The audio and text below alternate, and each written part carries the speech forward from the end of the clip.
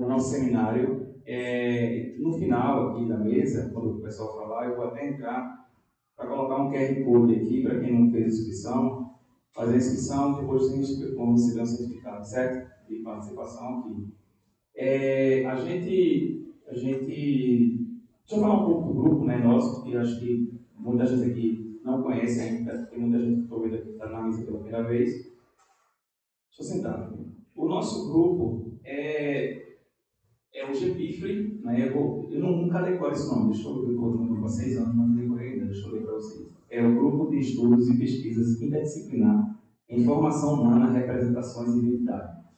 Então, esse grupo, o nome é enorme, né? Eu não decorei ainda.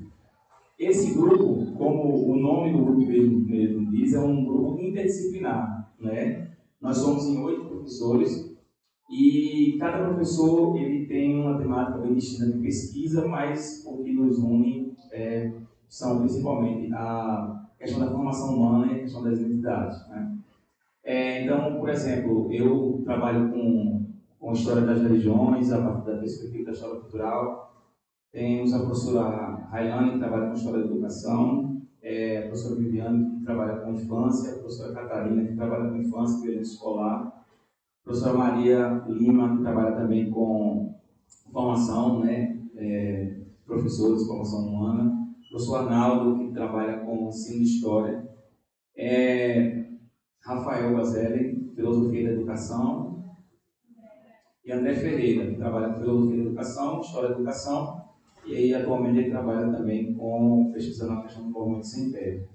Então, assim, um grupo bem plural, como eu falei para vocês, e a gente tem, de fato, assim, algumas coisas aí que nos unem, que são principalmente a questão da identidade da formação humana, né? Nosso grupo, ele trabalha com, além de pesquisas, nós fazemos algumas rodadas, digamos assim, de debates ao longo do ano, que são as jornadas de estudos de PIF, né? Elas acontecem basicamente todo mês, uma vez a cada 2 meses, e a gente esse ano decidiu debater a temática da ditadura militar, né? Já que a gente está aí 60 anos da ditadura, e a gente teve ao longo desse ano 5 mesas, né, debatendo essa temática, né? E terminamos a semana passada com a última mesa, que foi sobre o protestantismo e a ditadura militar. E aí hoje, né, esse ano na verdade, a gente trouxe para dialogar com vocês um tema, né, do nosso seminário, já está no 5º ano, né, 5º seminário anual de PIF, um tema sobre a relação entre religião e educação, né? Então a gente convidou diversos especialistas na área das religiões e tal, que também pode falar de educação e na área de educação também. E desde ontem a gente vem debatendo esse tema aqui, né? Então ontem a gente teve pela manhã o professor Severo Pessoa. Severo Pessoa ele é mais conhecido não como professor, mas como artista, mas ele também é professor, formou aqui em pedagogia, professor da Unicap, e ele falou justamente sobre construção de representação, sobre a questão da religiosidade católica também. Ele pesquisou o padre Fábio Melo. Na verdade, ele pesquisou vários padres cantores, mas o que ele trouxe para cá foi o Fábio Melo. À tarde, né, nós tivemos um debate sobre protestantismo na educação, né? À noite, nós tivemos um debate sobre religiões indígenas na educação. Hoje, pela manhã, religiões afro-brasileiras e educação. Agora à tarde, catolicismo na educação. E à noite, nós encerraremos esse evento com o movimento Hare Krishna na educação, né? Então, assim, a gente não tinha como debater todas as religiões possíveis e imagináveis, aí, e vai ter algumas pessoas, por que não debateu tal religião? Por que não debateu tal isso? Porque a gente só tinha 2 dias. E o grupo ainda, algumas pessoas, olha, 2 dias intensos, né? Foi muito cansativo e tal, mas enfim. Mas a gente tem conseguido e, graças a Deus, tem dialogado assim, né, com vocês, assim, tem sido um diálogo bem interessante. Hoje à tarde a gente vai ter uma mesa, né, sobre o catolicismo na educação, e essa mesa ela vai ser coordenada por uma das nossas colegas, né, docentes, a professora Viviane de Bona, a quem eu convido nesse momento. Aplausos para a professora Viviane de Bona. E desde já eu vou sair daqui e vou deixar a professora Viviane conduzindo os trabalhos, viu, gente? Muito obrigado. Boa tarde, pessoal. Obrigada, Paulo, por esse início e por, em todas as oportunidades, relatar um pouquinho, né, contar quem é o GPIF. É sempre muito interessante aí a gente saber desde de ontem, na abertura, a gente vem revivendo, né, Rai, a nossa história aqui no centro. Então, a gente vai dar início à quinta mesa, né, do seminário, do quinto seminário de Epífano. E, a pedido de Marcelo, a gente vai denominar essa mesa não de catolicismo, mas de cristianismo e educação. E eu acredito que ele vai problematizar um pouquinho, né, esse pedido em sua fala. Aproveitando isso, eu lhe convido, então, Marcelo Barros, para que possa subir aqui, né, com a gente até compor essa mesa. Vou convidar todas as pessoas e depois eu faço as apresentações. Também Carlos André de Moura. Também está conosco Patrícia Carla de Melo Martins. Está online, eu acho que ela não está com a imagem, mas está nos acompanhando e a gente vai vendo então. Então, para que a gente possa proporcionar esse debate, né, interessante, eu vou fazer a rápida apresentação dos nossos convidados. Eu vou começar então por Marcelo. Marcelo Barros é monge beneditino, escritor, teólogo da libertação, atua como assessor de movimentos populares, como o MST, das comunidades eclesiais de base e no diálogo entre as religiões. Eu fui buscar então a biografia de Marcelo para poder contar um pouquinho sobre ele, né? E lá no site eu consegui trazer algumas informações para como ele se descreve, né? Então, na última parte ele diz o que mais lhe marca. E ele coloca que não é sua pertença institucional à igreja, não é sua competência como educador, porque ele recebeu da Assembleia Estadual de Pernambuco a medalha Paulo Freire de honra ao mérito e educação 2015. O que mais o ocupa e toma parte mais importante de sua vida é a permanente busca por uma espiritualidade que une a intimidade com o mistério, Deus, a solidariedade aos oprimidos, o amor afetuoso a toda pessoa que se aproxima dele e o cuidado com a Mãe Terra e toda a natureza. E uma das coisas que você diz, né, ele pediu para que chamasse de você, e eu estou atendendo, é que tem um amor pelos animais e que desejou ser veterinário. Isso a gente tem em comum também, porque gosto muito também de animais e crianças e queria ser veterinária. Bom, Carlos André Silva de Moura, que é professor no curso de História da Universidade de Pernambuco, no campus Mata Norte, atua no programa de pós-graduação em Ensino de História, o Prof. História, no programa de pós-graduação em Culturas Africanas da Diáspora e dos Povos Indígenas e no programa de pós-graduação em História da UFRPE. Doutor em História pela Unicamp. Atualmente se dedica a pesquisas sobre a história cultural das religiões, aparições marianas no mundo luso brasileiro, relações internacionais entre Brasil e Portugal no início do século XX, missões religiosas e o ensino de história. É coordenador do Laboratório de Estudos da História das Religiões, líder do Grupo de Pesquisa História das Religiões e Práticas Culturais.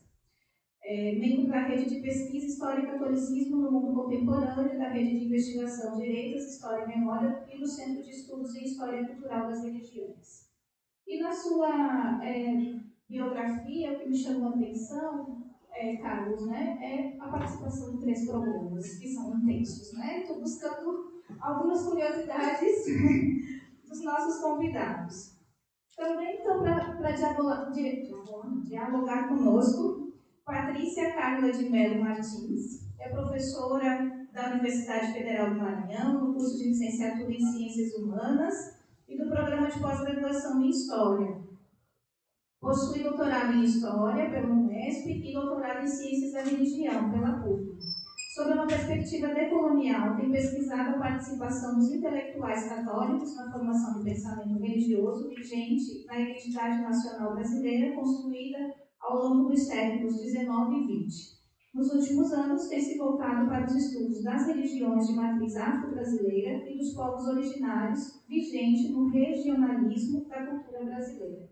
E eu destaco, o fato de Patrícia ter 2 doutorados, que é algo que não é tão comum. Então, Patrícia, como curiosidade da sua biografia, trago esse destaque. Vamos então, nós organizamos começando por Marcelo, a gente combinou em torno de 20 minutos de fala e depois vamos abrir aí para o debate e o diálogo. Marcelo. Boa tarde a todos, a todas. Para mim é uma alegria estar aqui nesse diálogo com a juventude. Ela não falou, eu completei 80 anos. Então, há uma... Parabéns. Obrigado. Há uma diferença, né? Mas é muito importante. Eu me sinto muito estimulado, rejuvenescido no contato com vocês. Eu vou começar contando duas pequenas experiências minhas que me impactaram muito. Em 2003, eu estava no Fórum Social Mundial em Porto Alegre e estava no auditório em que ia falar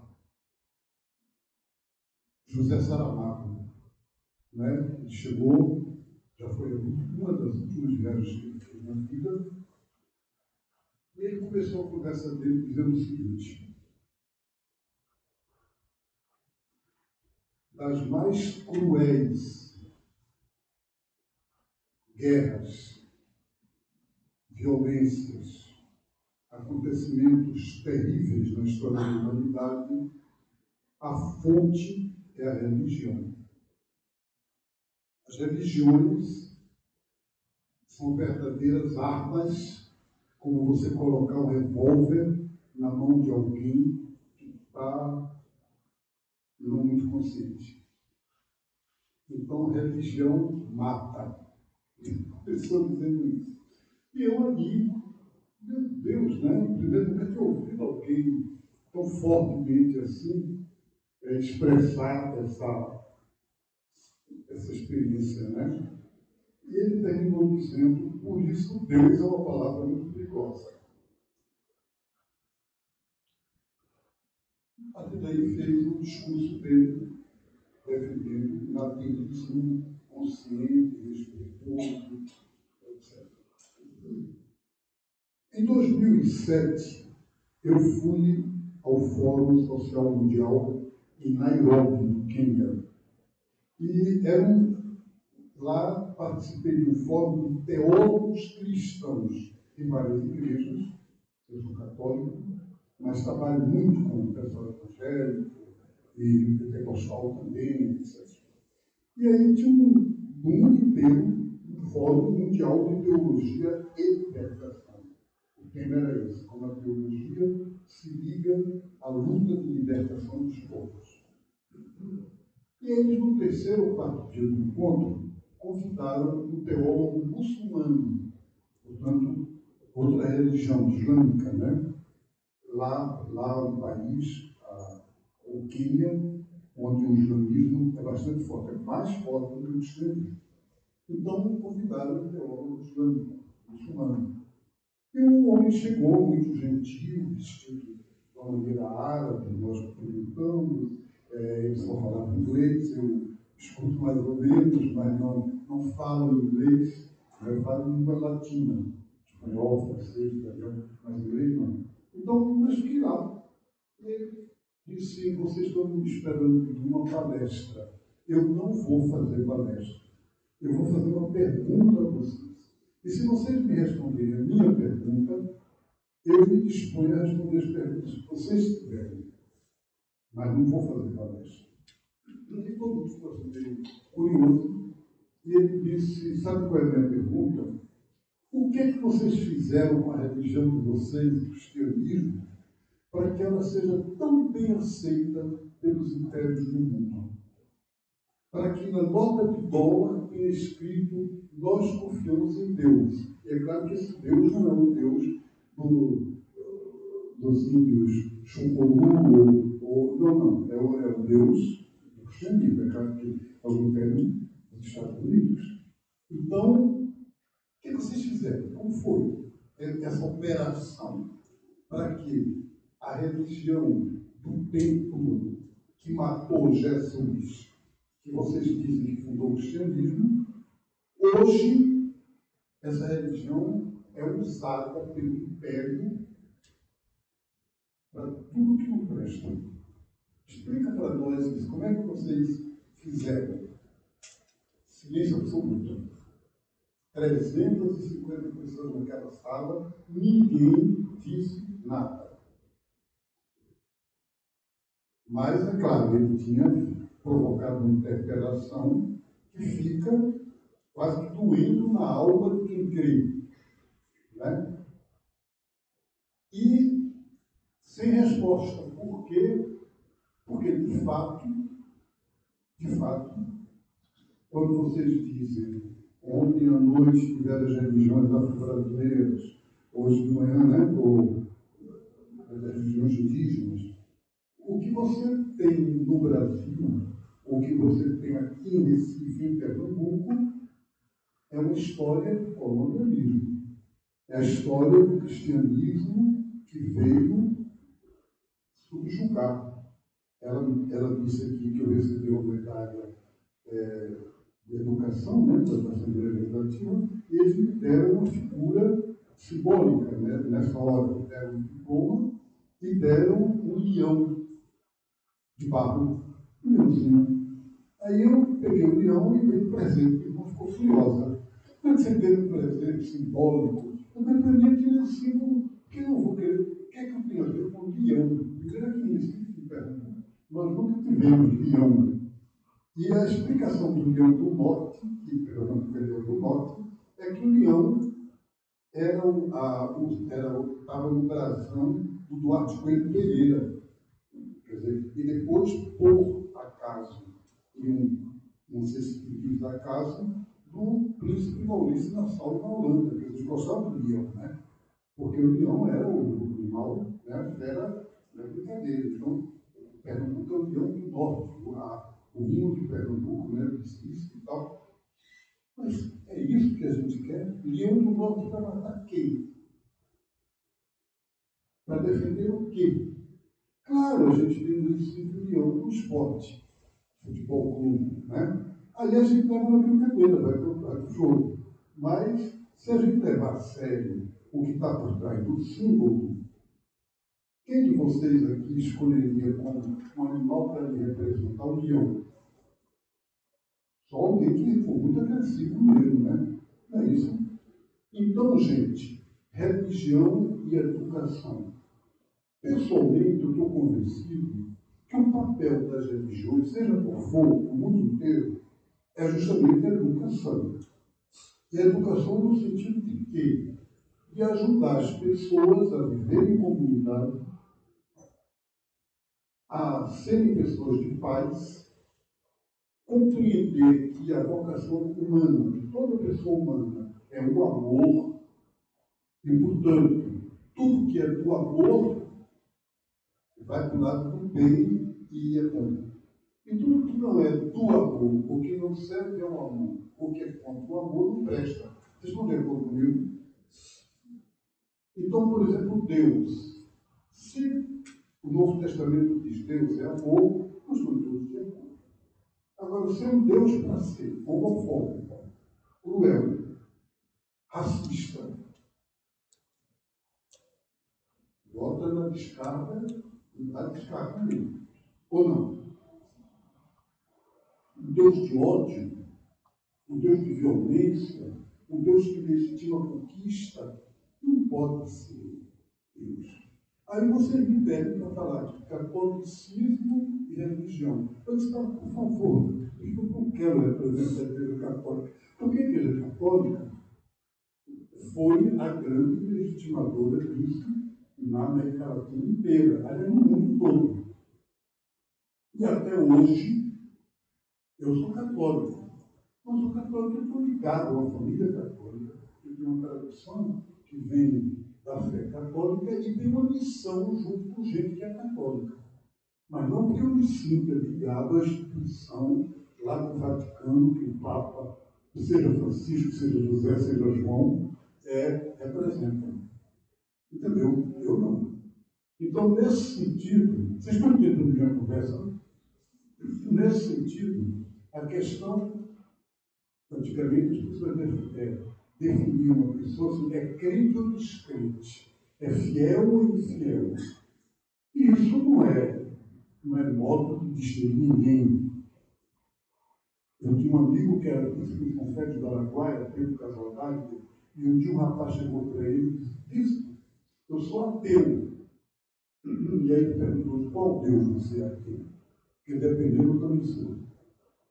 Quer dizer, dependendo de quem é o Deus do qual você é ateu, eu também sou ateu.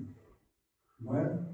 Então, nesse sentido, pouco importa se você é crente, se você é ateu, se você é católico, se você é protestante. O que importa é, você é uma pessoa sedenta de justiça, de paz, de amor, ou você é uma pessoa que abriu sua vida e seu coração e sua cultura ao ódio, à violência, ao preconceito? Não é isso?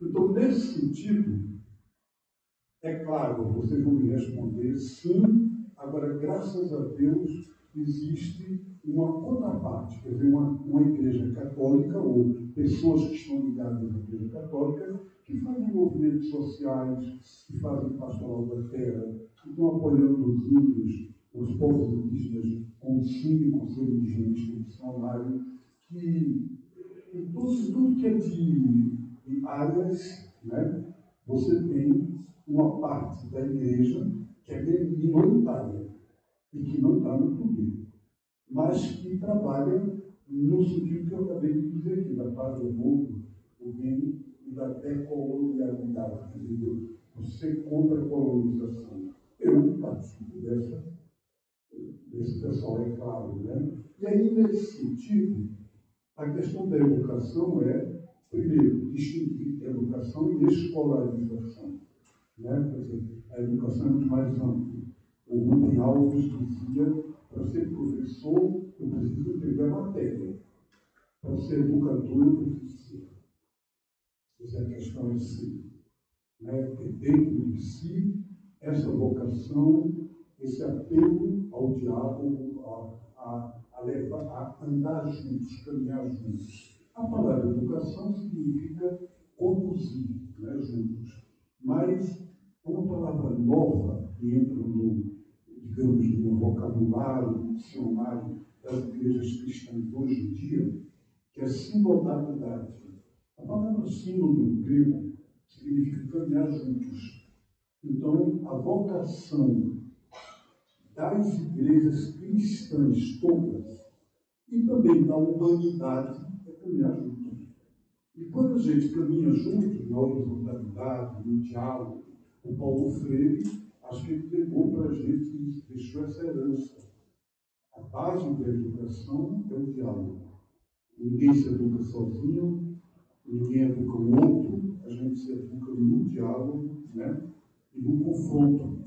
Então, nesse sentido, acho que as religiões têm algo a dizer. O diálogo começou pelas religiões, assim como o ódio, a violência, dizia Saramago, né, que tem muito a ver, mas também o diálogo. Quando você pega um livro sagrado do budismo, hoje em dia, o Bhagavad Gita, por exemplo, é o diálogo entre duas pessoas míticas, né, que representam comunidades. Quando você pega a Bíblia, é um longo diálogo. O Papa Paulo VI dizia que quem puxou o diálogo da Bíblia foi Deus, que veio se comunicar com a gente. E aí você tem também o xamanismo. O que é o candomblé? Quando eu estou numa sessão no Chile, eu já fui a muitos, você vê a pessoa se comunicar com o orixá. E aí é a própria divindade que desce ali para conviver com a gente, é o diálogo. Então todas as religiões têm como missão, como coração, o diálogo. E a educação, ela se faz a partir do diálogo. E sem diálogo não há educação. É isso. Obrigado. Muito obrigada, Marcelo. Passo diretamente, então, para Carlos. Boa tarde a todas as pessoas presentes. Quero agradecer à função organizadora do evento, ao GETIV, eu sou Paulo Juliano, é difícil chamar Paulo de professor, porque eu vou dizer há quanto tempo a gente se conhece, mas há bastante tempo. Né? Estávamos na graduação. Um grande amigo, a professora Viviane e a professora Rayane, É um prazer voltar aqui ao Centro de Educação, onde eu já fui professor substituto do Departamento de Fundamentos da Educação e da MTE. Eu nem sei se existe ainda na MTE, é Departamento pronto, então mudou o formato. Né?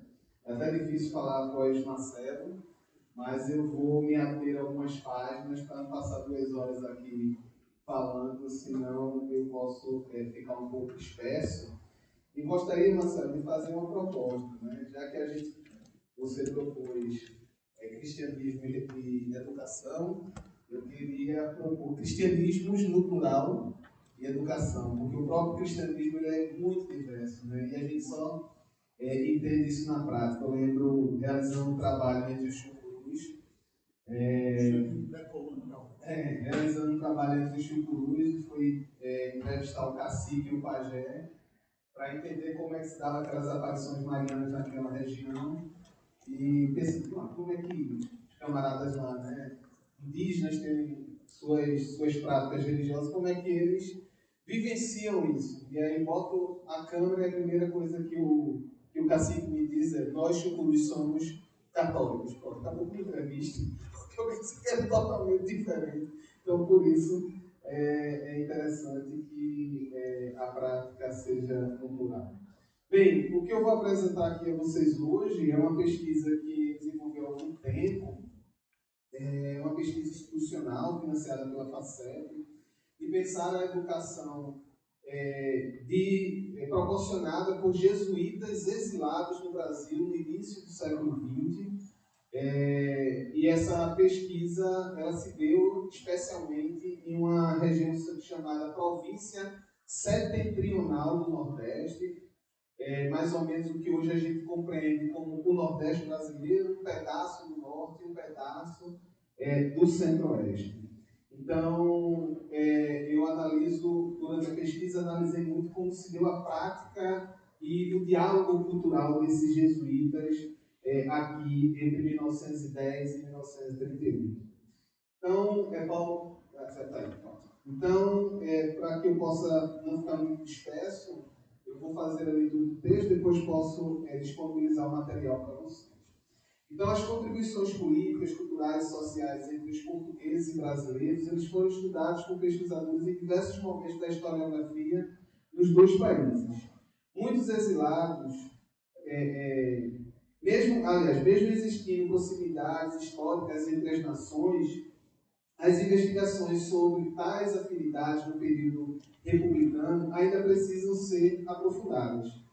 Nossa afirmativa se reforça quando analisamos os projetos políticos e educacionais de eclesiásticos portugueses no Brasil durante a primeira metade do século XX, temática que ainda necessita de uma aprofundada investigação científica, especialmente dos portugueses, que muitas vezes não se aprofundam nos estudos das suas ex-colônias, especialmente no período republicano. Nos últimos tempos, o processo de imigração ou exílio, que são 2 questões diferentes, especialmente de religiosos, tem sido tema de alguns estudos de historiadores, antropólogos, sociólogos e os pesquisadores da educação. Em meio às discussões, os projetos de membros das mais diversas ordens têm contribuído para a compreensão de lições culturais desses personagens e a inserção dos debates políticos e dos desdobramentos econômicos no território brasileiro.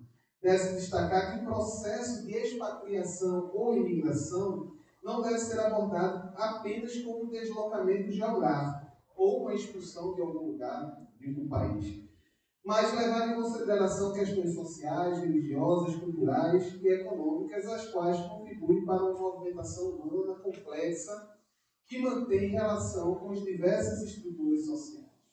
A partir destas afirmações, analisamos parte das ações dos jesuítas portugueses dispersos na missão da província do Brasil setentrional e da Bahia. O nome é grande, porque tivemos diversas províncias no Brasil. Eu vou mostrar o mapa aqui a vocês.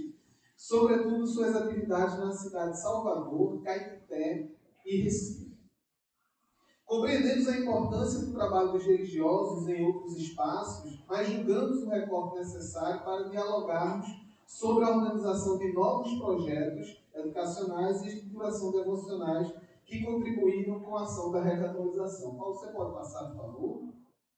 Então, nós temos aí um mapa mais ou menos do que se entende como essa província setentrional, né, do nordeste da Bahia. Você pode passar outro, Paulo, também. E aqui são todas as províncias no início do século XX. Então, temos lá a setentrional, a província do centro-oriental, as missões das províncias meridional, a do centro-oriental e desenvolvida em diversos lugares. O principal especialista nesse temático é o padre Fernando, né, da Universidade Católica, a qual, durante a pesquisa, ainda lá quando estava no mestrado, me ajudou muito. O exílio de religiosos no Brasil foi incentivado por uma política laicista implementada em Portugal com a instauração da República a partir de 5 de outubro de 1910.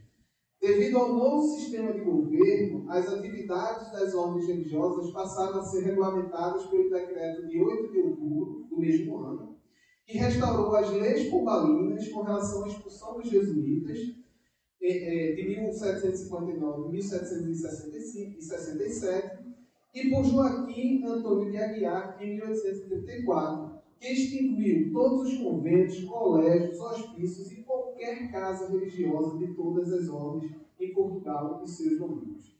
Afonso Costa, que escreveu a lei, tinha o objetivo de acabar com a religião e com o catolicismo em duas gerações portuguesas. Né? Parte das ações laicistas contra os jesuítas se fundamentaram nas representações elaboradas sobre os eclesiásticos durante o período monárquico e início da República, especialmente a partir das relações com a política, sua participação nas questões educacionais e a expansão do projeto católico. As leis anticlericais foram fundamentais para a reestruturação de um mito jesuítico e complô internacional que, para parte dos republicanos, tem o objetivo de controlar todas as instituições do mundo. Os laços históricos e a língua em comum, as redes de comunicação com os outros lusitanos e as representações sobre o Brasil como um espaço sem problemas entre o político e o religioso foram alguns dos motivos que contribuíram para a imigração dos eclesiásticos para o país. No entanto, a gente sabe que isso não é uma afirmativa correta, né? Dizer que o Brasil, a partir do decreto 119A e da separação entre o Estado e a Igreja, não sofreu problemas com a religião. A gente sabe que a própria instituição dos feriados nacionais, do Cristo Redentor, e de uma Constituição em nome de Deus, do ensino religioso, já era uma grande problemática, né, de um país que se dizia laico, né, e secularizado nas primeiras décadas do século XX, a qual eu chamo em alguns textos de uma laicização à brasileira. A gente tem um país laico, mas tem Getúlio Vargas inaugurando o Cristo Redentor ao lado do Dom Sebastião Leme, né, dizendo sim, vamos ter ensino religioso, mesmo com todas essas questões. Entre outubro de 1910 e Paulo, você pode passar, e setembro de 1911, foi registrado o desembarque de 85 jesuítas da província portuguesa no Brasil. Entre os exilados estavam diversos especialistas, como naturalistas, biólogos e educadores. Durante as suas atividades, os religiosos ocuparam um espaço pouco povoado pelas ordens eclesiásticas, dada a expansão territorial do Brasil e o quantitativo populacional na década de 1910. Então, as instituições católicas necessitavam de colaboradores, e aí esse documento é um documento sobre o registro de vinda de jesuítas, que está lá no arquivo do Vaticano, e aí vocês vão enxergar ali o América do Sul, né, as províncias romanas, alemãs, e o número de religiosos que chegaram aqui.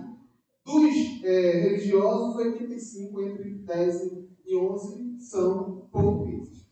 Para reforçar o projeto de expansão eclesiástica, as primeiras instalações a receber os lusitanos foram o Colégio de Nova Friburgo e o Ginásio Santo Inácio, ambos no Rio de Janeiro, e o Colégio São Luís de Itu, em São Paulo, coordenado pela província romana dos jesuítas. Nesses lugares, os eclesiásticos iniciaram suas atividades pastorais, e os contatos para fixar em diversas dioceses. Assim, puderam afirmar que os trabalhos da província portuguesa, especialmente na área da educação, originaram-se da colaboração com o eclesiástico dessas instituições. Durante esse período da chegada desses jesuítas, vários bispos do Brasil solicitaram ao superior geral dos jesuítas que mandasse religiosos devido à sua formação como educadores para diversas cidades. E essas ações dos eclesiásticos, elas contribuíram para a organização de diversas instituições e organizações educacionais, a exemplo das fundadas em Salvador, Caetité e Recife. Apesar das diferentes dificuldades enfrentadas por esses religiosos, eles desenvolveram um projeto cultural em seu novo espaço de atuação. Uma das principais ações desempenhadas pelos exilados iniciou-se em março de 1911 com a fundação do Colégio Antônio Vieira em Salvador. A instituição fazia parte de um projeto educacional pensado por Dom Jerônimo Tomé, que ofereceu residências aos religiosos na região de Santo Antônio da Barra. O estabelecimento de ensino foi um ponto de partida para outros empreendimentos no norte do Brasil, e aqui estou me referindo ao norte do Brasil, porque ainda não havia a divisão Nordeste, Centro-Oeste, só apenas Norte e Sul.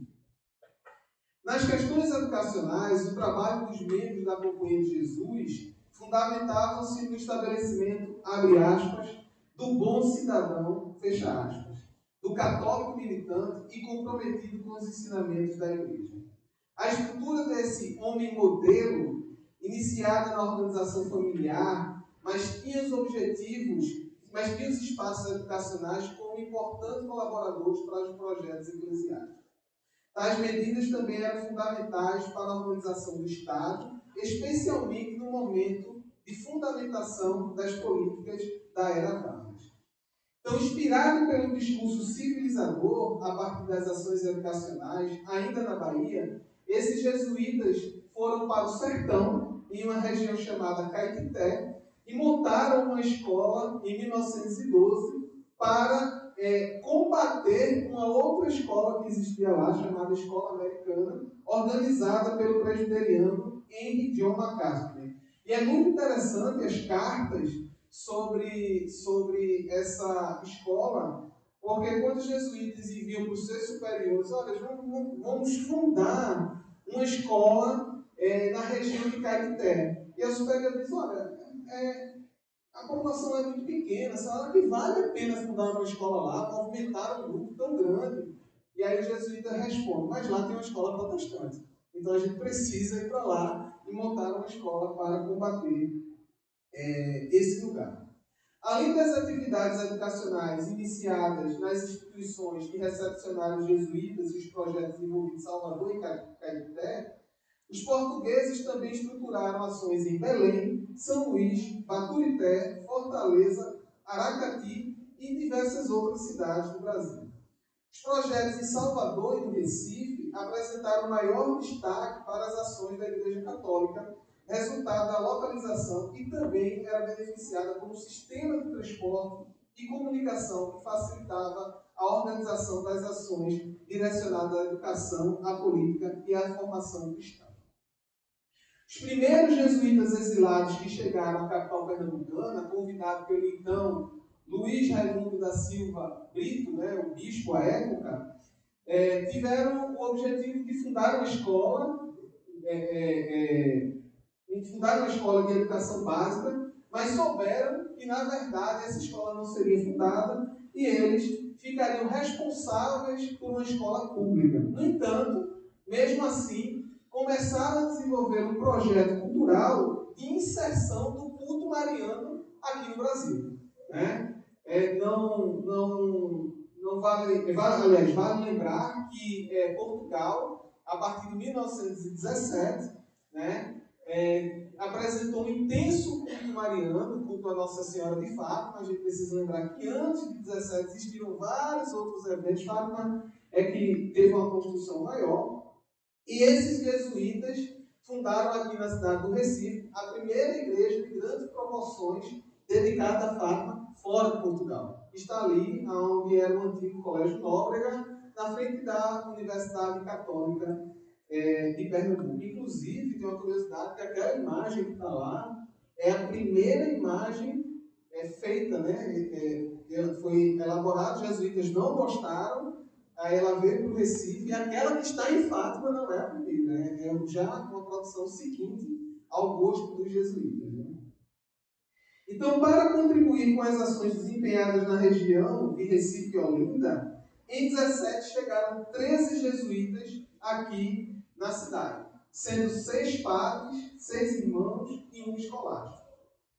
Com o apoio do bispo, os religiosos adquiriram um espaço para iniciar suas atividades educacionais e culturais com a inauguração do Colégio Manuel da Nóbrega, em 19 de março de 1917, localizado no Palácio da Soledade. A instituição seguia um modelo já aplicado pelos religiosos em outras cidades, com a educação católica, com a formação moral de jovens meninos e a colaboração com as atividades de recatolização da sociedade. Simultaneamente à construção de um espaço escolar, os jesuítas deram início à edificação de um templo dedicado a Fátima, que é esse que acabei de destacar. Deve-se lembrar que esta devoção foi uma das principais propostas desses jesuítas e da comunidade católica em Portugal. As atividades do Colégio Manuel da Nóbrega, assim como das outras instituições de ensino secundário fundadas pelos jesuítas na região norte, reuniam grupos pertencentes à elite econômica local. Mesmo sendo um projeto religioso, havia um foco que era a elite econômica. Com um programa voltado para a formação intelectual de estudantes, os seus egressos tinham como principal destino a Faculdade de Direito, Medicina ou Engenharia. Formações acadêmicas que representavam status para aquele período. A instituição dos jesuítas ocupou um espaço na sociedade que até então necessitava de uma atuação efetiva da Igreja Católica. Aqui na cidade do Recife, na capital, esses jesuítas também passaram a combater instituições como o Colégio Americano de Pernambuco, o Colégio Americano Batista, instituições católicas voltadas para a educação feminina e masculina, como as damas, o Marista e os espaços de educação laica. E aí, já para partir para as minhas conclusões, pode passar a próxima, Paulo? A outra? Aqui nós temos o número de matriculados perante os anos, né? 1917, eu fiz um recorte apenas de 17 a 23, para que vocês enxerguem especialmente o ano de 20 e 21, né? Veja, o Colégio Nóbrega, ele se estabeleceu, né, como uma instituição cujo objetivo era contribuir com as reivindicações executadas de um projeto internacional estruturado para o ensino comprometido com os valores católicos. Nesta tabela, conseguimos visualizar a evolução do número de matriculados nos 7 primeiros anos de atividade. Nela estão contidos os valores finais de cada ano letivo, considerando os discentes internos, semi-internos e externos. Os dados demonstram o fortalecimento desse projeto e o reflexo de uma rígida atuação dos coordenadores deste colégio. A redução do quantitativo, e aí o que eu chamo a atenção, a partir de 1920, foi resultado das ações do padre João Batista Gonçalves, que eu assumi como reitor da instituição em 1920. No final do primeiro ano, expulsou todos os estudantes, fecha aspas, aliás, abre aspas, que não tinham esperança de serem educados, fecha aspas. Ou seja, nas cartas eram aqueles estudantes que não tinham mais salvação, vamos dizer assim. Então, eles foram expulsos porque não estavam dentro do projeto católico dos jesuítas. Do mesmo modo, o Colégio Manuel da Nóbrega foi fundamental para as disputas de espaço e atuação com as instituições de ensino protestante e laico. Deve-se enfatizar que a escola também colaborou para um amplo projeto de educação católica na cidade do Recife. No período, foram organizadas outras instituições confessionais, como o Colégio São José das Irmãs Doroteias, Nossa Senhora do Carmo, Colégio das Filhas de Maria Auxiliadora, na área central, ou Colégio Marista Imaculada Conceição, em regiões mais afastadas, além dos salesianos de artes e ofícios que já estavam na cidade desde 1895.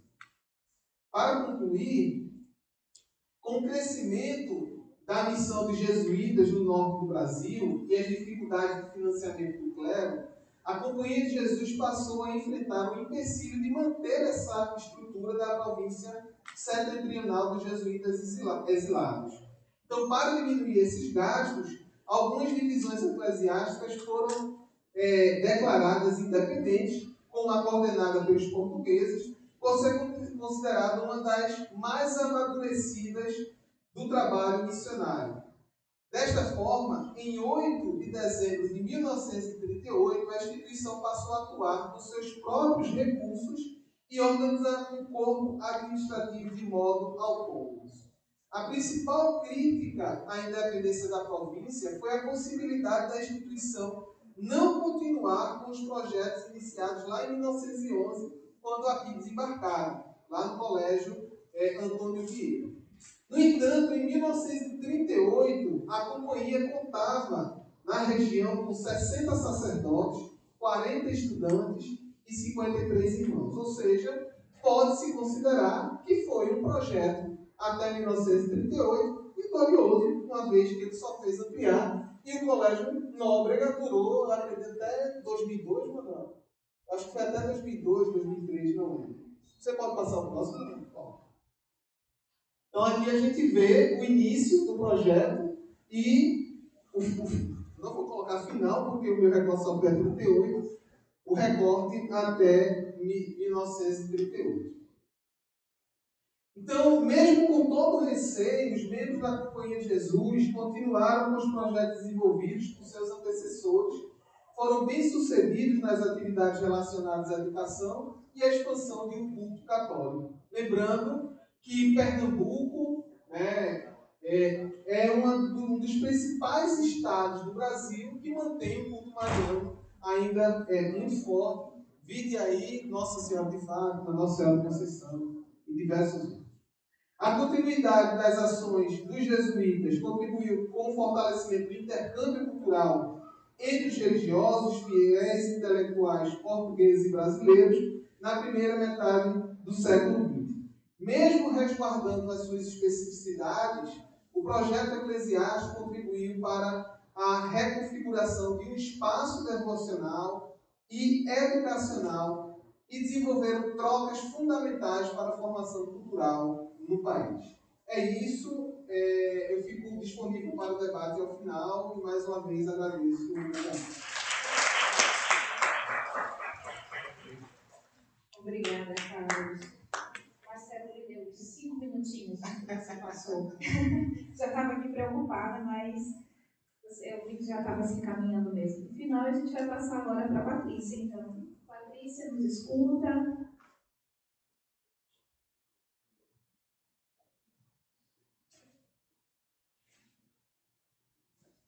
Olá, boa tarde. Boa tarde. Tudo bem? Sim.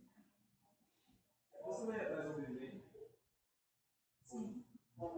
Estão escutando bem, Patrícia. Tudo certo. Pode continuar. Qualquer alteração eu me comunico. Tá bem. Obrigada. Primeiramente, muito obrigada pelo convite. É um prazer enorme estar aqui reunido essa tarde com o meu amigo Marcelo Carlos. Um prazer em conhecê-lo. Um prazer em ouvi-lo também. O Sr. Carlos, o presidente do tempo, o Sr. Paulo, a nossa mediadora também. Acho que a minha fala faz uma introdução com ambas as falas que foram pronunciadas. Eu também vou me permitir aqui uma pequena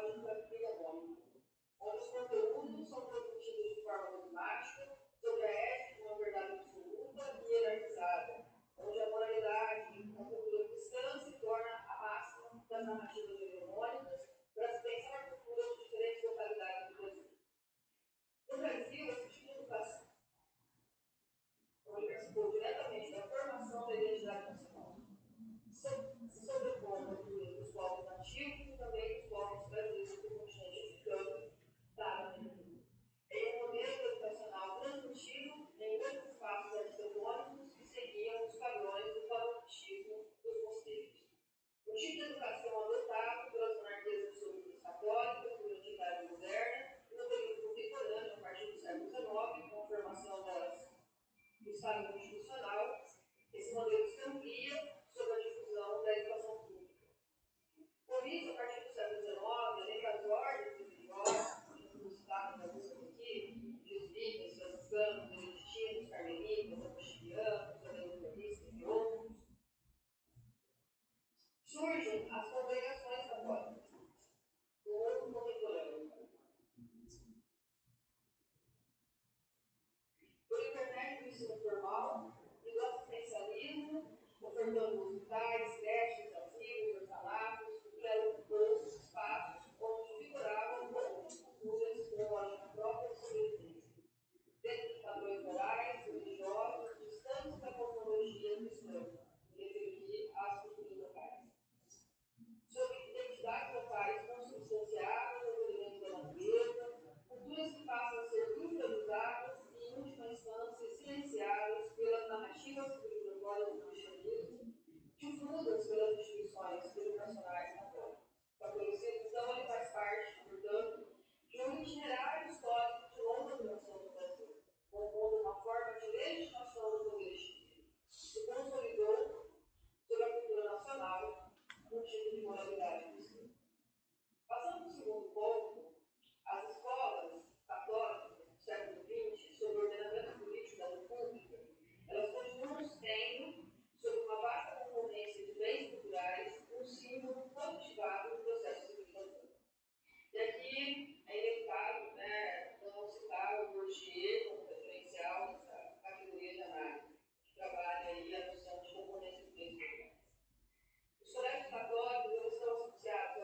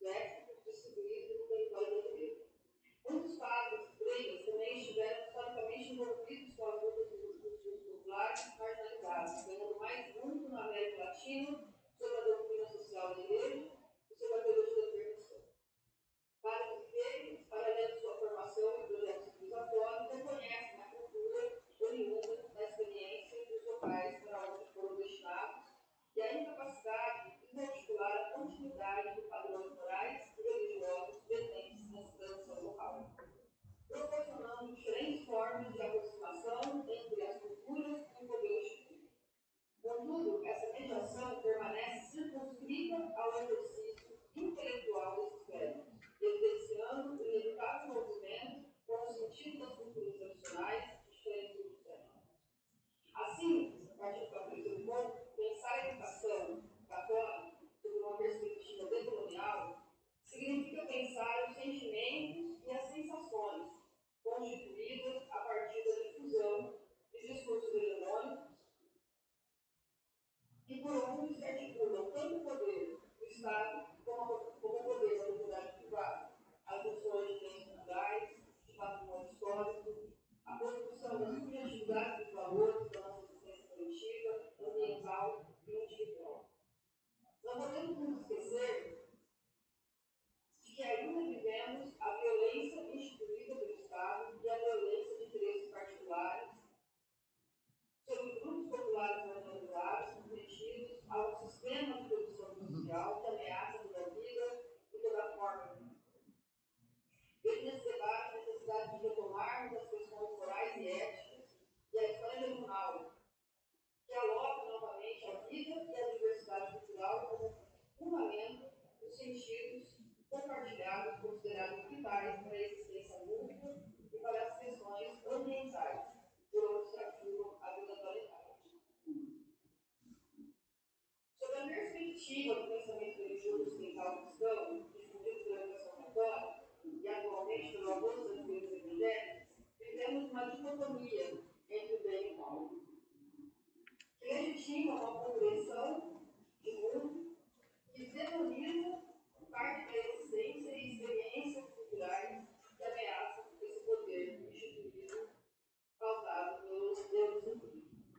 O poder religioso católico compactua com a ideia do poder enquanto conceito masculino, de um Deus que está fora da realidade planetária, controlando as ações do mundo da Terra, e um Deus que virá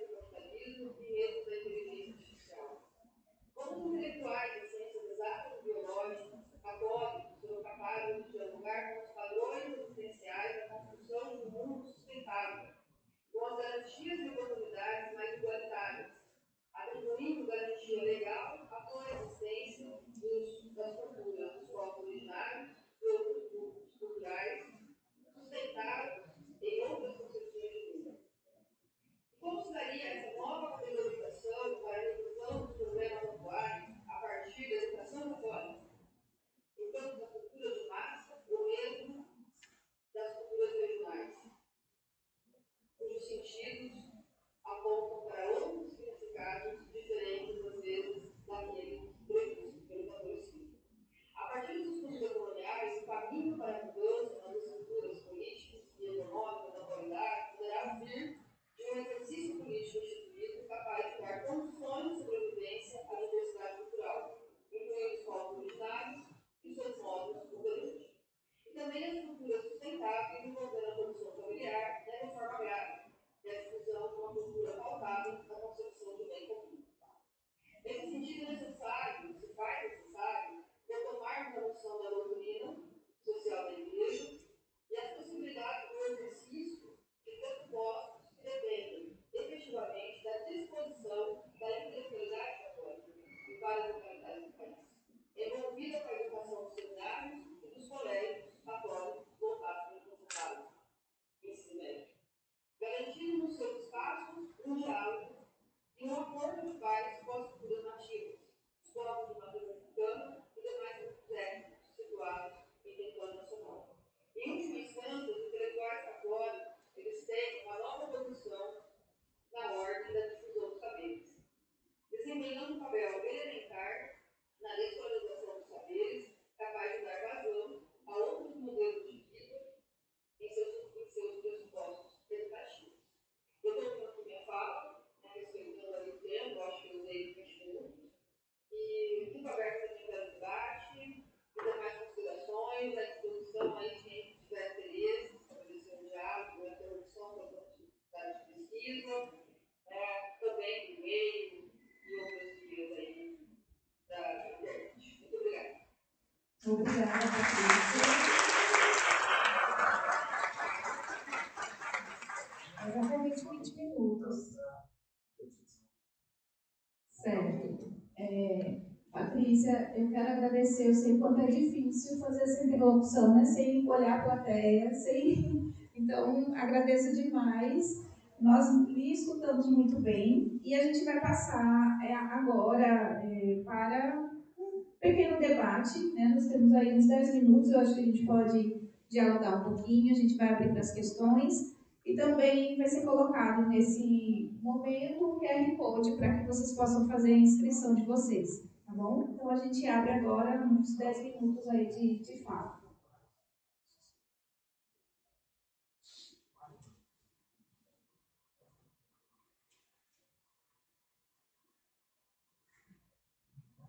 Pode vir.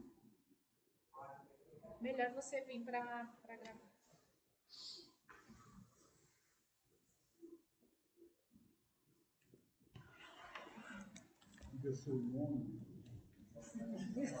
Boa tarde, meu nome é Isaac, sou professor também do departamento, né, da minha turma aqui. Acho que várias turmas, né? É o primeiro período que eu também sou professor.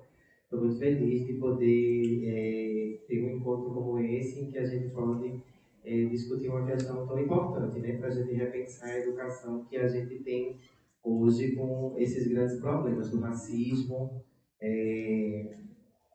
e de todas as outras violências, né, que se desdobram a partir desse parâmetro do que é o racismo. Eu estava até conversando com a minha turma antes da gente vir, problematizando um pouco já para instigar o debate, e vocês tocaram muito nesse tema, né, de pensar assim, como a gente pode hoje desenvolver uma educação, né, pautada em direitos humanos, que seja uma educação que seja de verdade laica, né, porque a gente mascara o discurso de que ela é laica, mas ela não é, porque todo o nosso calendário, como o professor falou, é pautado em data comemorativa, né, que são um grande problema para a escola hoje, né?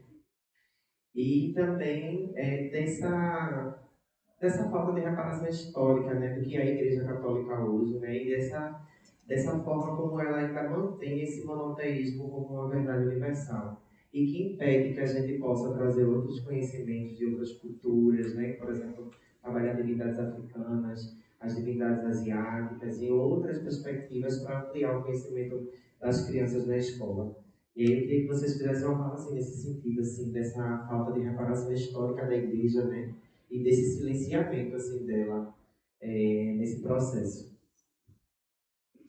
Obrigada, Isaac. A gente pode fazer mais duas?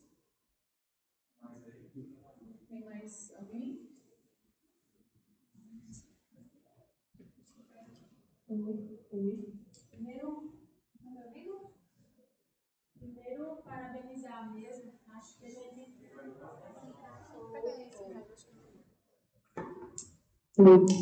Então, primeiro, parabenizar a minha mesa e antes dela, a organização do evento, né?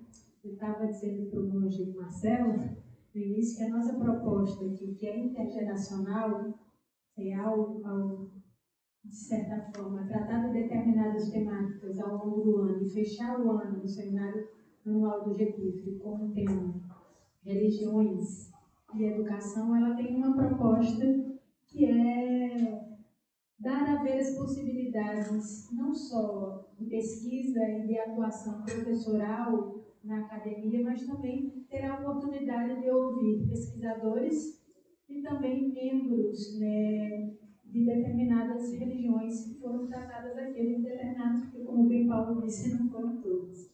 Então, eu parto desse pressuposto de que é bom a gente ter um contato com quem faz parte, nesse caso específico, da religião, e quem estuda, né, as religiões. Porque o ganho de causa é grande, né? A gente percebe que determinados temas, quando são estudados, evocados e colocados e dados a ver para todas as pessoas, eles, de certa forma, elaboram e constroem capitais culturais que são importantes para a gente ao longo da vida. Porque, embora, no primeiro momento, talvez o tema religião, catolicismo, protestantismo, religiões de matriz africana, Hare Krishnas, porque hoje a gente vai terminar a noite com o movimento Hare Krishna, eles, assim como o protestantismo, que foi ontem, né, e a gente tem um leque aí que é ampliado e nos ajuda a entender mais e melhor. Eu acho que vai ao encontro do que o Isaac falou,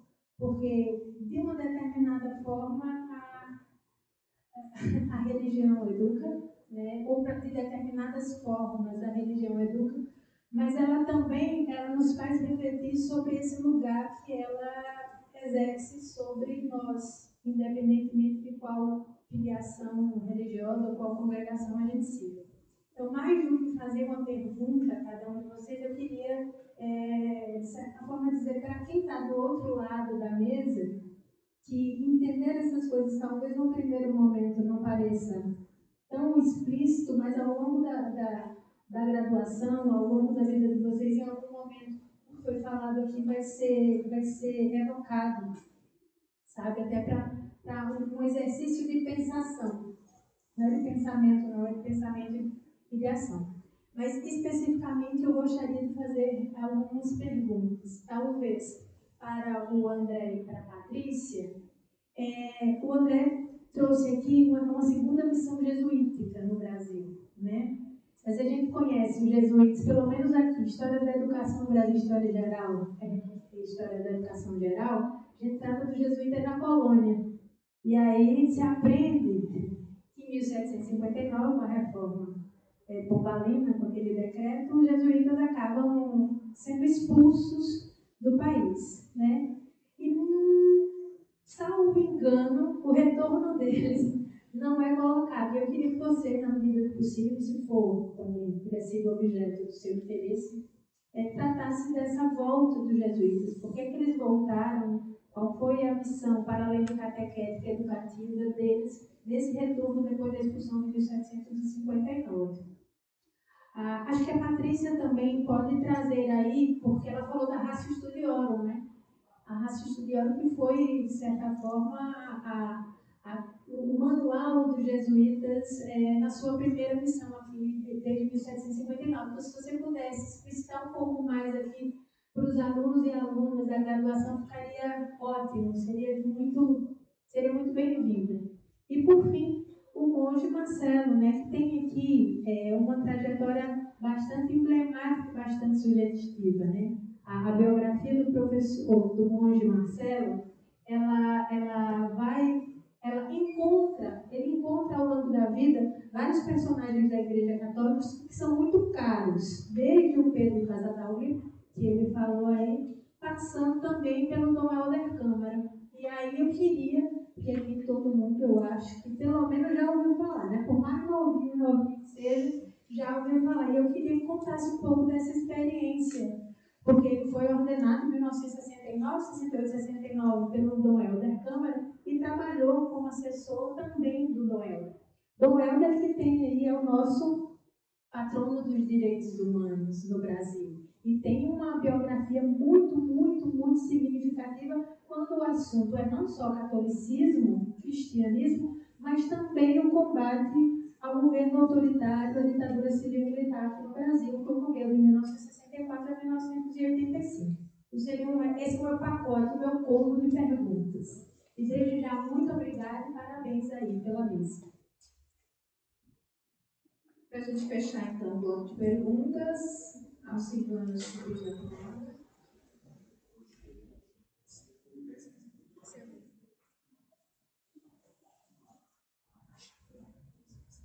Boa tarde, eu sou o Silvano, estou com os companheiros da turma aqui e gostaria de fazer uma pergunta a Marcelo, mas por necessidade mais pessoal. Né? Como lembrou a professora, o monge Marcelo é um ícone no campo da teologia da libertação e eu tive o privilégio de fazer a experiência de ser formado nesse ambiente. A minha pergunta é assim: veja, é impossível pensar o Brasil sem o PT e o MST. E o PT e o MST têm o DNA da teologia da libertação. Quer dizer, a gente sabe que o MST nasceu na diocese de Caçador, lá em Santa Catarina, e se não fosse a igreja em Santo André e a pastoral operária, dificilmente a gente teria PT e MST, né? Duas referências políticas. Agora, qual é a relação que a gente pode, se é que a gente pode construir entre esse momento da religião que causa esse tipo de impacto no país, ou seja, as comunidades eclesiais de base, as pastorais militantes, as pastorais operárias, etc. e tal, com o que a gente tem hoje? A gente tem certeza que o hoje, pela historicidade, tem raízes no ontem. Que tipo de relação a gente pode estabelecer, então, com esse momento da Igreja da Libertação e o momento atual? Dá para estabelecer isso?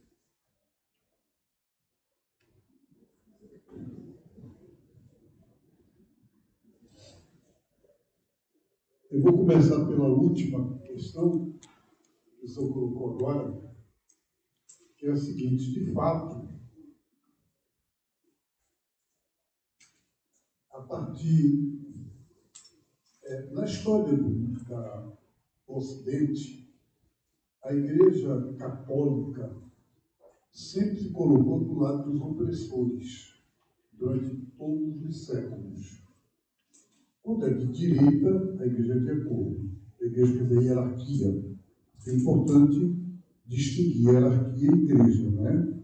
Igreja é todo mundo. A hierarquia, bispo, padre, papa, que é o que conta no sentido institucional. É o que fala em nome de. A igreja pensa, a igreja disse, a igreja falou. Vai ser o papa, o bispo ou padre. O povo não conta, mas é a igreja. Até os anos 60, comunista automaticamente era excomungado, quer dizer, tem que sair da igreja. Qualquer acusação nessa linha, hoje está na moda, né? Dizer que alguém é comunista, já colocava a pessoa como ateu, desumano, cruel, a favor da violência, tudo que categoriza nessa direção. Só que, desde o século XIX, até antes, cristãos, em nome de sua fé, e católicos, participaram de movimentos libertadores.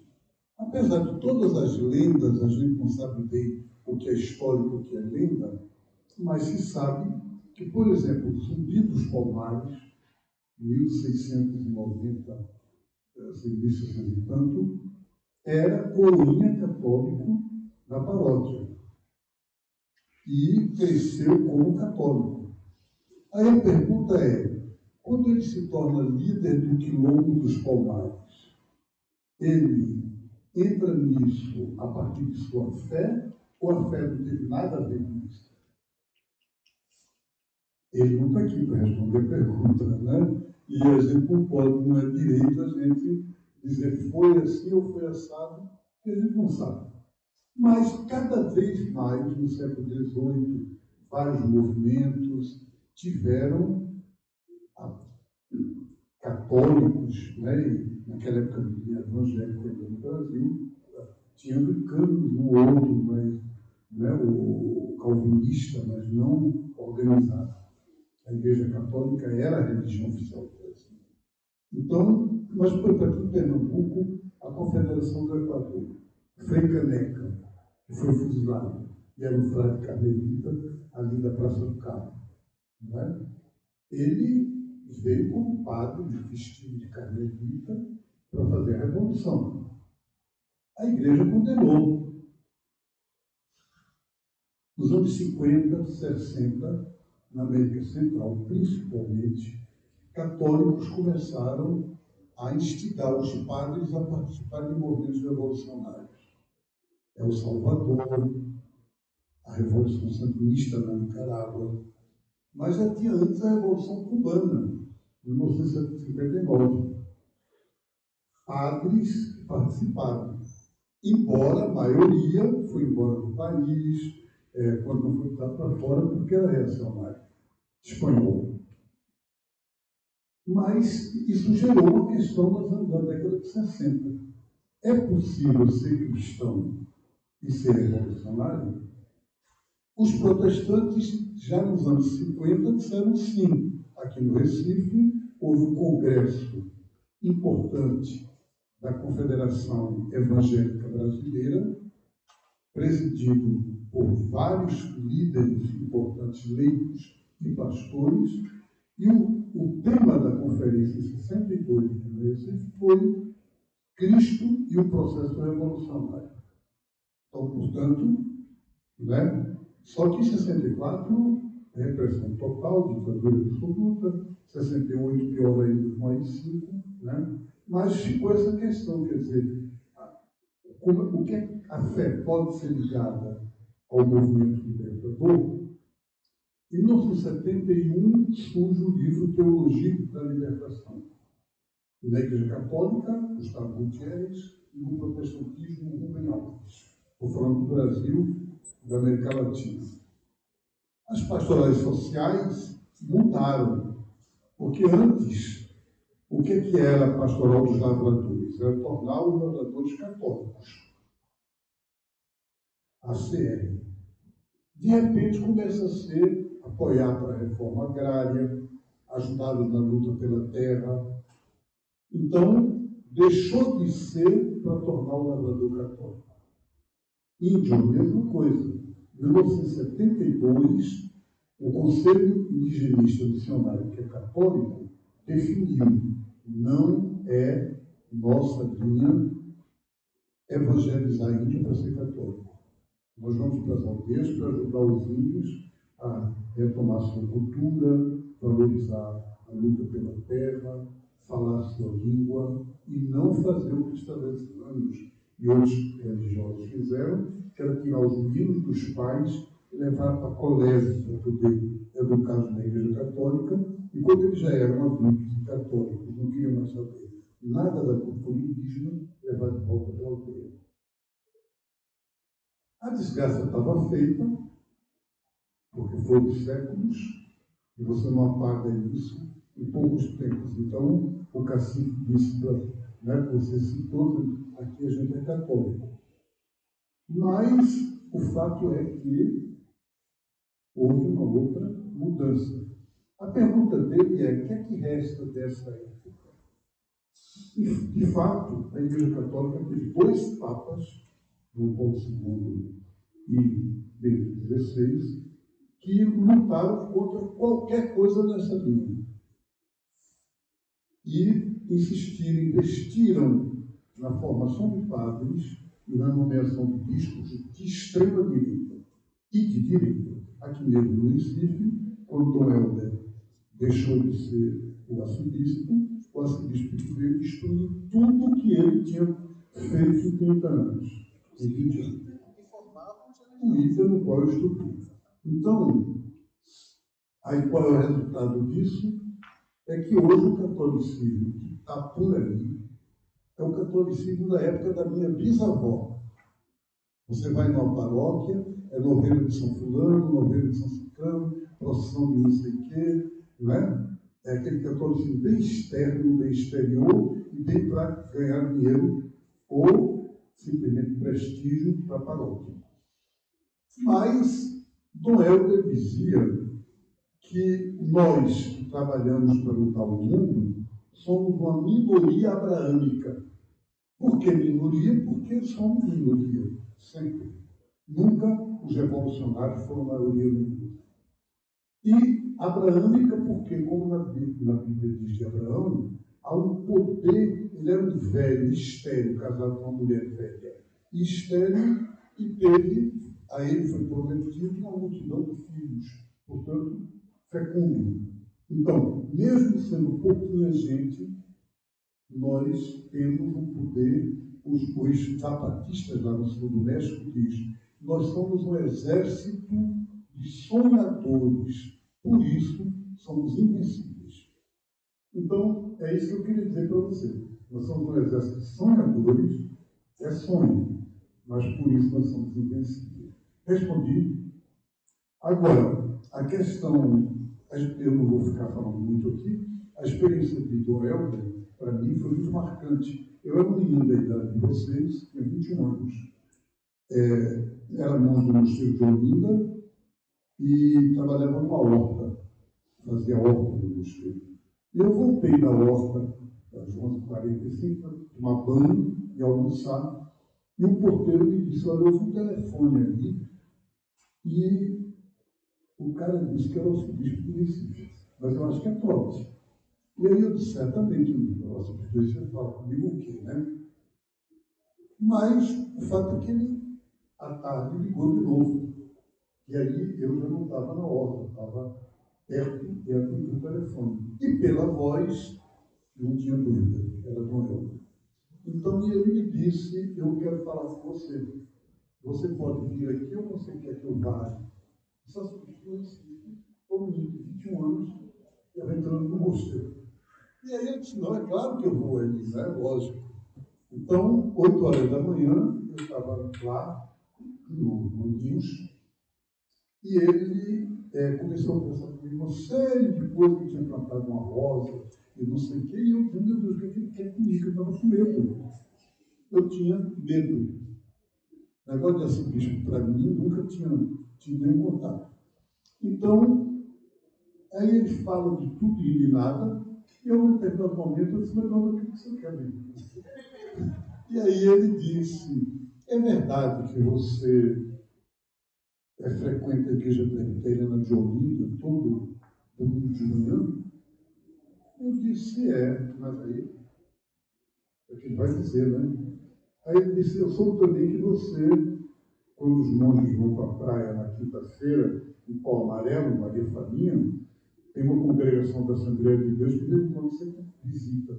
É verdade? Eu disse, Ele disse, ainda tem outra coisa. Você tem contato com o pessoal do Candomblé, da Barreira do Rosário, da Olinda? Eu disse, eu tenho, senhor. Mas, daí, né? Ele vai brigar, o que é? Ele disse, é por isso que eu estou conversando com você. Que eu quero que você seja meu secretário e assessor para a relação com as igrejas evangélicas e com as religiões afro-brasileiras. Eu disse, o senhor está pedindo uma coisa completamente fora de qualquer realidade humana. Eu estou começando a fazer curso, não tenho ainda curso de teologia, acabei de incluir ITER, mas naquela época não estava, e não havia ITER ainda, o ITER foi fundado em 68, isso foi em 67. Então, eu não tenho formação para isso. Assessorar o senhor, nem pensar, não tenho. Ele disse, você tem o mais importante que é o amor, e o resto a gente constrói junto. E a partir daí, 8 horas da manhã, toda quarta-feira, quando ele não estava viajando, eu ia para encontrá-lo. No começo, nos início, depois na casa que ele começou a morar, atrás da igreja das fronteiras. Era uma mesa redonda, ele mesmo abria a porta, levava a gente no jardinzinho e ali tinha mesa, tinha um papel, e aí eram assuntos. O pastor escreveu uma carta, como é que eu respondo? Tem um casal que ele é católico, ela é evangélica, e aí quer casar e tem permissão, como é que a gente faz? Esse tipo de coisa. Estava papá na porta, aí ele levantava, e devagarzinho abria a porta, atendia a pessoa, ficava lá conversando, e voltava. Daqui a pouco, de novo, ele levantava. Na terça, quarta-feira que eu vi isso, então eu disse, se fosse a nova secretária. Porque a gente não trabalha assim, né? Não consegue trabalhar. Ele disse, sabe que eu já pensei nisso, mas eu não quis fazer. Porque provavelmente, é muito provável que sejam pobres que estão batendo para pedir ajuda, para pedir conselho. E se é o pobre, eu quero ter o privilégio de atender. Porque eu aprendo deles. Eles não sabem, mas eles são meus mestres. Eu aprendo deles. E ele dizia isso com tal convicção, com tal. Você olhava nos olhos dele e via que ele estava tão absolutamente convencido disso, que isso me formou profundamente. E então eu trabalhei com ele 8, 9 anos, foi ele que me ordenou padre em 69, e realmente, no começo eu dizia, mas isso eu não entendo como é que ele está preocupado com a terra dos lavradores, com a luta dos operários, com a questão da reforma agrária, com defender preso político, e parece que a igreja mesmo, como tal, ele entrega para o bispo auxiliar, Dona Martina.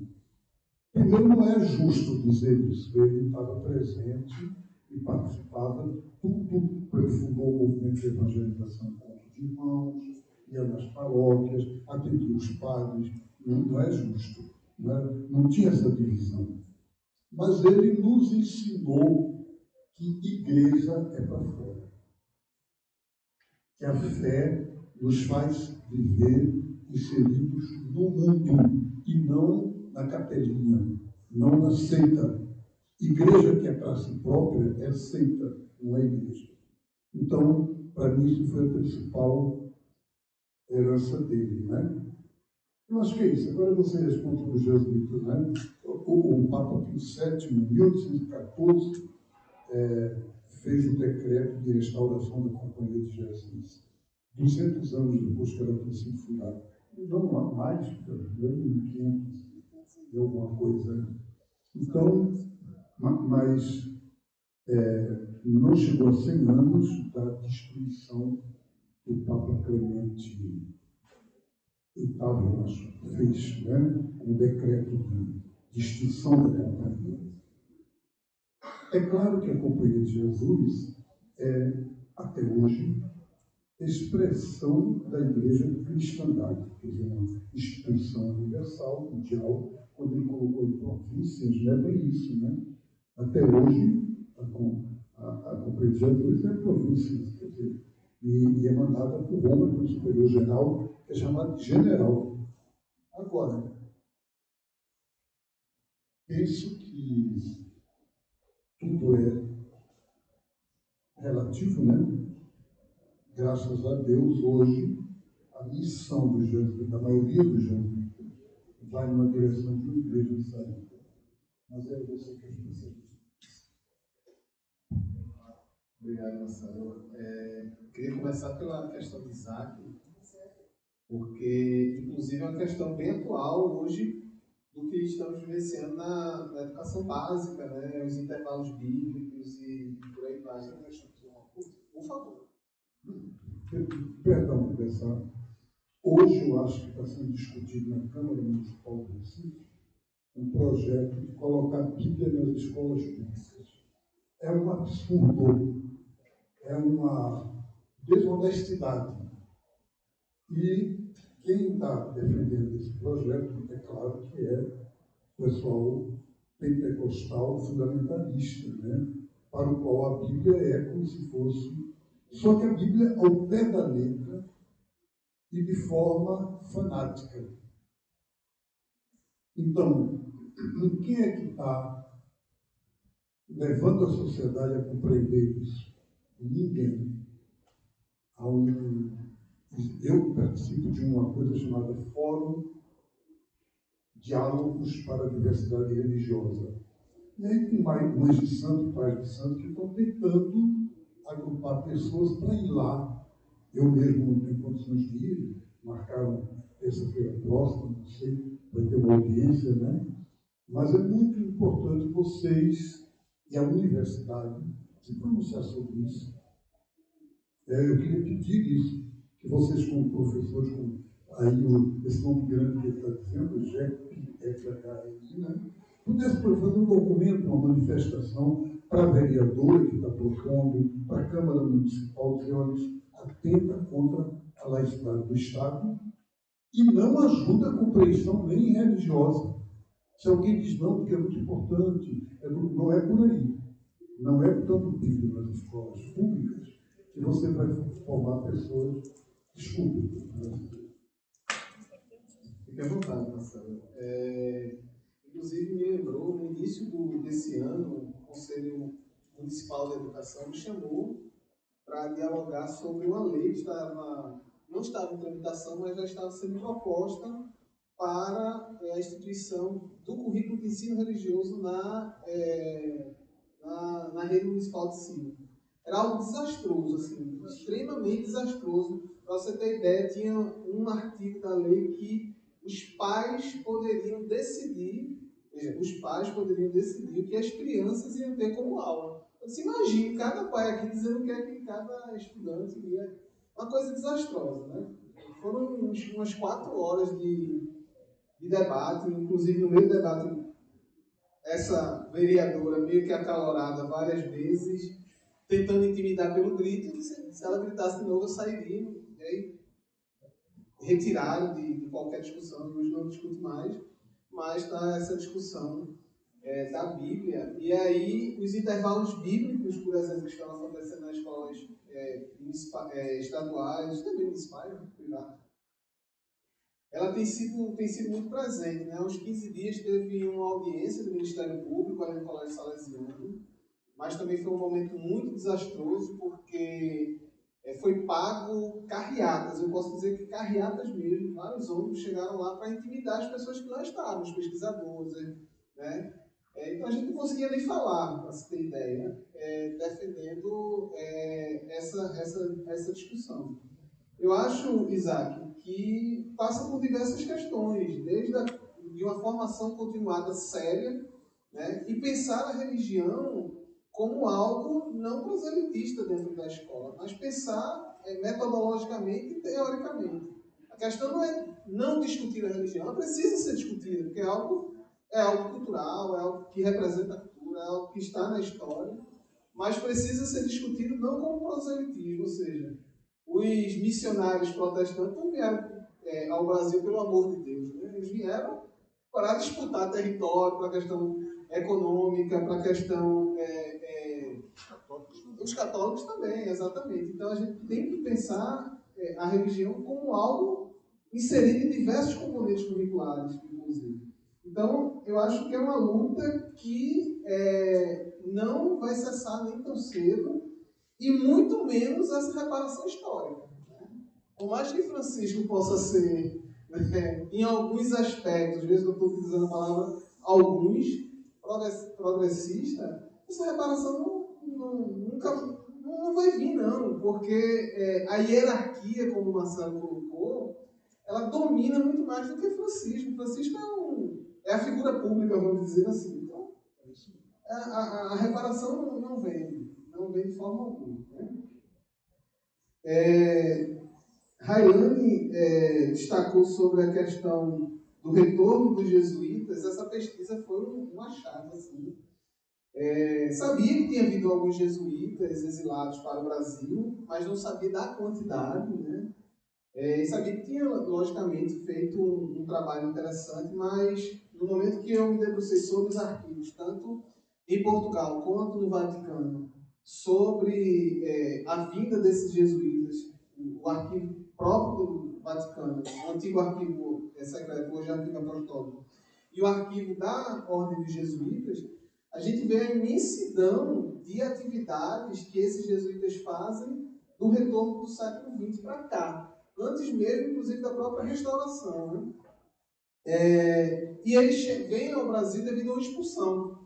Porque em 8 de outubro de 1905, os portugueses expulsam os jesuítas devido à lei laicista de perseguição a qualquer congregação e ordem religiosa.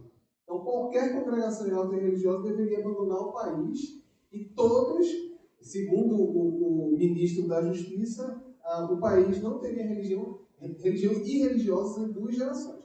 Então, por exemplo, a lei era de 196 artigos, a nossa tem 7, de separação entre Estado e Igreja, e a 7 é revolta-se todos ao contrário. Né?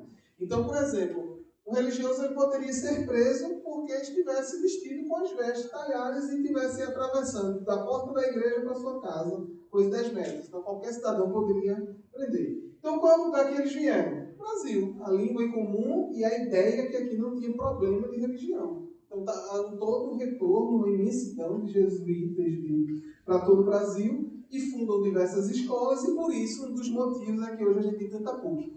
Né? A Católica, por exemplo, a PUC de São Paulo, a PUC do Rio de Janeiro, e por aí vai. Né? Há essa estrutura, e aqui eles ficam formando cultos e faculdades e formação nessa estrutura. Né? É isso, eu acho que a Alcivana pergunta foi muito mais para o Marcelo. Patrícia? Sim, eu vou começar também pelos jesuítas. Eu fiz um estágio doutoral na Universidade de Coimbra, e fiz doutorado na Valência, que é sobre os manuais de direito natural. E aí eu acabei me envolvendo muito com essa questão, né, das reformas educacionais do século XVIII. Então, assim, os jesuítas eles foram substituídos dentro da Universidade de Coimbra, e, consequentemente, isso repercutiu na composição do modelo educacional do Brasil. Logo que eles foram extintos aqui no Brasil, em 1754, se não me engano, depois eles são extintos de Portugal e eles são extintos da Europa, são expulsos de todos os lugares. Né? A Companhia de Jesus é extinta. Ela só retorna à atividade no início do século XX, quando colocou o seu cargo. Né? E eles chegam, inclusive, por outros países da América Latina, no sul do Brasil. Começa a fazer um processo de reinserção em diferentes localidades. Quando ocorre a reforma educacional do Marquês de Pombal em Portugal, o método Pactos dos Jovens ele é substituído pelo verdadeiro método de ensinar do padre Antônio Vermelho. Não altera, por exemplo, as etapas educacionais e nem os conteúdos, né, que eram trabalhados ali e, inclusive, se aplicavam à própria Universidade de Coimbra. O que se altera são a inserção de novos conteúdos que estavam mais de acordo com os avanços do saber, né, no século XVIII, ligado à química, física, matemática, etc. Então, e alguns métodos também, de estudo, tempos de estudo, é o que muda. Lembrando que o padre Antônio Vernet, ele faz parte da congregação dos padres do Oratório, que é uma congregação francesa. Inclusive, ele escreve o método na Itália. Né? E esse método é adotado em Coimbra. Então, essa é uma observação. Uma outra observação que eu gostaria de fazer em relação à educação básica, né, a possibilidade de ampliar os diálogos, né, com as culturas locais, é um exercício de reconhecimento da cultura local, né, para além dos currículos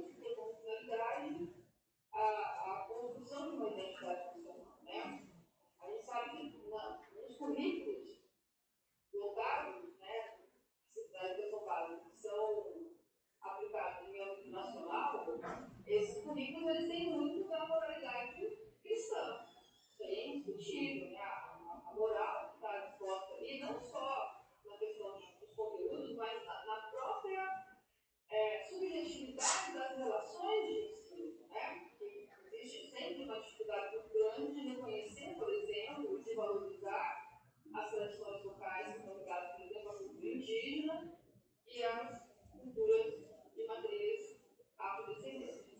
Sem levar em consideração outros grupos étnicos que também coexistem na realidade social brasileira e que encontram pouquíssima abertura para expressar dentro de espaços educacionais instituídos. Né? Então, é nesse sentido que eu coloco mais uma vez a importância do intelectual como professor. Desenvolver essa sensibilidade que me dê condições de trazer para a sala de aula essas realidades locais numa narrativa de valorização disso. E não uma narrativa que hierarquiza e coloca essas culturas sempre em condições inferiorizadas. Se colocar uma cultura numa condição inferior, é inferiorizar pessoas. Né? É inferiorizar sujeitos na sua forma de garantir a sua dignidade. Então, isso não serve. A gente tem que rever as narrativas hegemônicas e nós assumimos como intelectuais. E sobre a possibilidade de a gente trabalhar uma Paulo Souza humanitária, e a outra possibilidade, eu acho, de fazer uma revisão historiográfica da própria trajetória de dentro da fora do Brasil, eu acho que é olhar mais de perto para o protagonismo dos créditos, envolvidos, por exemplo, com os créditos. Porque existe um processo da igreja. Eu concordo tanto com a fala do Carlos, quando ele fala que não tem bom. A igreja ela é um processo civilizatório e bom. Sim, ela está. Mas eu acho que se a gente continuar sempre compactuando com os documentos, nós somos historiadores, então esse defeito, né? A gente está sempre reproduzindo esse modelo de análise, né, que entende o processo a partir dos documentos escritos, né, dos documentos oficiais. Mas quando você olha para a ação das freiras, por exemplo, né, eu já deve citar aqui o Andebar, que é um ícone, um grande exemplo de subversão dentro da Igreja Católica que continua católica, né? Zé Leonardo Boff, alguns eu acho que o próprio não conhecia, então, Marcelo, e tem uma trajetória muito interessante, com coisas muito importantes aqui, né? Ligadas às ligas com os companheiros, né? Da Grande 50. Então, assim, se a gente olha para o protagonismo desses clérigos intelectuais, na sua relação direta com as populações locais, a gente vai se deparar com uma atividade nem sempre é um exercício de projeto realizador, né, de difusão de catolicismo católico, apostólico, comum. O grande problema da Igreja Católica assim, não é problema, o problema é onde está também a própria contradição, né, porque é uma hierarquia, mas ela é composta por muitas diversidades internas, muitas diferenças. Por exemplo, aqui, onde eu estou, a gente tem uns padres da Chipre, daqui, né, principalmente cuja mãe, às vezes a avó, era uma mãe santa. Então, quer dizer, a relação desses padres com os povos de primeiro é muito diferente, por exemplo, da relação dos padres que vêm da Europa com os povos de primeiro, que são alocados nessas comunidades. E até mesmo, muitos padres que têm uma situação aqui em Pinheiros, né, são padres missionários de São Paulo, de Itália, missionários de colaboração, e que vieram para cá e nunca mais saíram, morreram, e se envolveram profundamente com a realidade local. São tidos como representantes do processo civilizatório.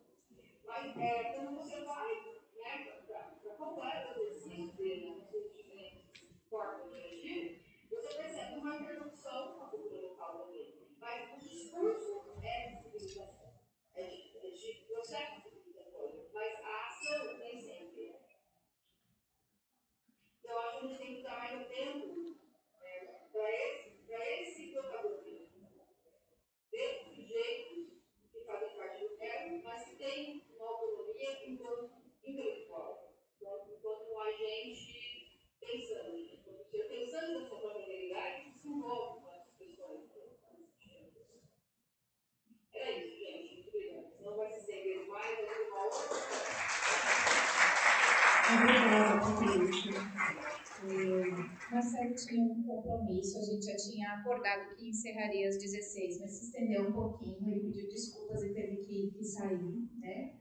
Mas eu quero agradecer a Marcelo, agradecer a Carlos, a Patrícia, né, por essa discussão, por trazer algo que perpassa a nossa formação, né? Eu acho que o aspecto das religiões, da religiosidade, ela perpassa a nossa formação e também a futura atuação. Então, quando a professora Railane destacou aqui, né, vocês vão viver ainda aspectos que vão fazer sentido lá na continuidade do curso, e até porque o que foi apresentado aqui nos mostra o quanto também fazer e ensinar a didática, ela também perpassa esses aspectos religiosos, né? Então, eu vou rapidamente passar a Carlos e a Patrícia para as suas palavras finais e a gente então caminha para encerrar. Dizer que Paulo depois vai colocar o link, não sei se já colocou em algum momento, e a gente também tem 2 livros aqui para fazer o sorteio. Só finalizar, agradecendo mais uma vez o convite, a mediação da professora Diana, do professor Paulo, da professora Rayane, a presença de todos. Eu cometi uma gafe muito grande com a Patrícia, que não cumprimentaram no início, mas Patrícia, nós passamos a semana nos falando, organizando um dossiê de revista. Patrícia, grande abraço. É uma parceira no GT de História das Religiões e diversas atividades. Então, gente, muito obrigado e sempre disponível. Patrícia.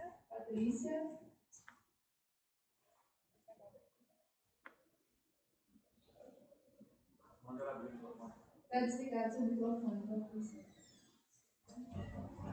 Eu também gostaria de agradecer, também foi uma honra estar aqui com vocês nessa tarde de sexta-feira, de dezembro, né? Desde tantos outros trabalhos que demoram. Também, assim, sempre muito bom estar com o professor Carlos, o Paulo, vem trabalhando ele há algum tempo juntos. E a minha palavra final é essa, né? Reconhecer quais são os sentidos de pluralidade religiosa que nós carregamos, cada um de nós carregamos, né? Como estudantes de um objeto de pesquisa, como intelectuais e como professores. Né? Quais são as narrativas que estamos assumindo nas nossas abordagens? Né? Qual é o nosso lugar de fala? Quais são as interlocuções dessas narrativas? Né? E porque às vezes a gente naturaliza determinadas compreensões de mundo sem perceber que existem outras. Né? E que nós estamos também inseridos dentro de uma construção cultural. Né? Eu acho que se a gente tiver um pouco a atenção em relação a isso, a gente começa a produzir trabalho talvez mais coniventes com a possibilidade de uma construção democrática, de um país mais justo enquanto das políticas culturais. Né? Isso é necessário, é discutível. Nós estamos, acho, num momento muito interessante da revisão historiográfica, do catolicismo, inclusive, né? E que faz com que os próprios clérigos revertam também as suas totalidades, né? Que essas histórias que já foram postuladas, elas sejam revistas sob outras perspectivas. Eu acho que a gente tem essa condição como historiador. Isso é muito legal. É isso, gente. Obrigada.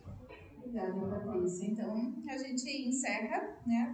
Quero agradecer a presença. Eu sei que os estudantes encerraram o horário também, já saíram, mas muito obrigada. E, Paulo, você faz sorteio? Obrigada, Patrícia. Obrigada, Campos. Bem, para os inimigos